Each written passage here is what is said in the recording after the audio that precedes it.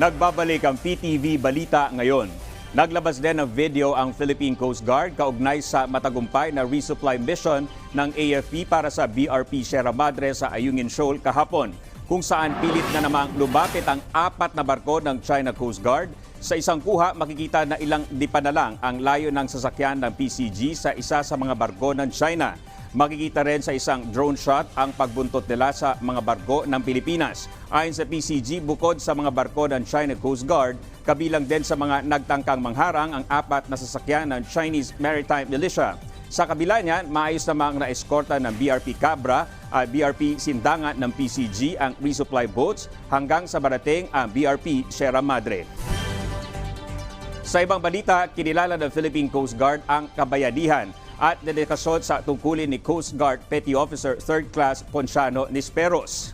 Nabatay si Nisperos ng tangayin ng rumaragas sa tubig sa ilog habang nagsasagawa ng search and rescue sa isang drowning incident sa Tubao, La Union noong September 5.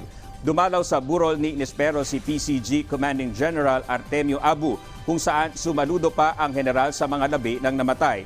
Nagpasalamat din si Abu sa pamilya ni Nisperos sa kanilang pagsuporta sa kanyang pagsisilbi sa bayan.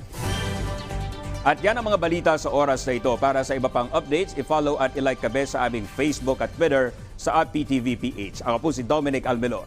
Magandang tanghali.